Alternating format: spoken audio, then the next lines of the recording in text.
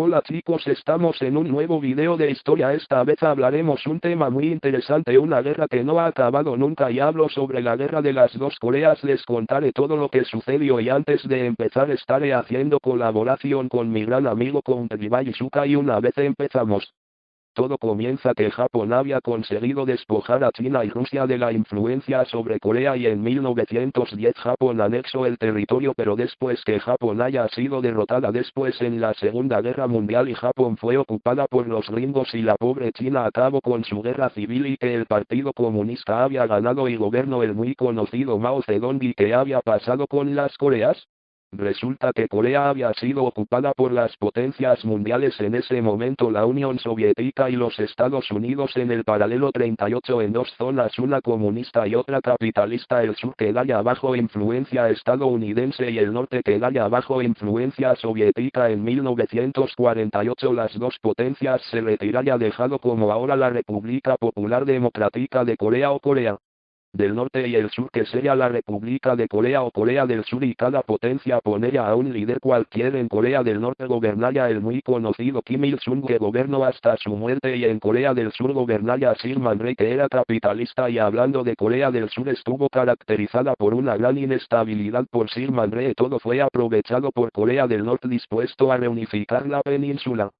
También los Estados Unidos solo interveniría en las zonas dentro en una línea, y así todo comenzó que cuando Kim Il-sung ordenó la invasión de Corea del Sur para reunificar la península en 25 de junio de 1950, los norcoreanos pudieron avanzar muy rápido por el territorio surcoreano, pero sin embargo no contaban la intervención de los Estados Unidos, que convocó al Consejo de Seguridad de la ONU para una intervención ante la gran agresión norcoreana, y así fue que los Estados Unidos pudieron conseguir muchas tropas de muchos países como Turquía, Etiopía, Colombia, Francia, Reino Unido, Australia y muchos más. Y también tenemos que mencionar a Colombia, que participó, y los norcoreanos fueron detenidos en la batalla del perímetro de Pusan. Y mientras Corea del Sur quedó totalmente el gran acordonamiento de Corea del Sur, y el presidente Syngman Rhee tuvo que poner la capital ahora en el puerto de Pusan. Las fuerzas de la ONU estaba al mando con el muy conocido general Douglas MacArthur. Empezó una contraofensiva. Con esta campaña fue muy arriesgada por la mala geografía. Al final fue un éxito. Desde ese momento la ciudad noroeste de Corea del Sur, la ONU pudo avanzar rápidamente y pudieron recuperar Seúl. En octubre de 1950 todo el territorio de Corea del Sur fue recuperado y los norcoreanos se retiraron hasta el norte para reabastecerse. Y el éxito de la contraofensiva, Douglas pensó: ¿y si mejor seguimos con la guerra para reunificar toda la península y para acabar con los norcoreanos y que Corea sea capitalista? Eso pasó y se inicia una campaña para la invasión al norte. Al finales de octubre las fuerzas de la ONU habían ocupado casi todo el territorio de Corea del Norte, y todo parecía el final de Corea del Norte, pero alertaría a China, y ya como sabemos fue impuesto un régimen comunista y Taiwán escapó al actual territorio que tiene ahorita, y la ONU reconocería a Taiwán como la verdadera China.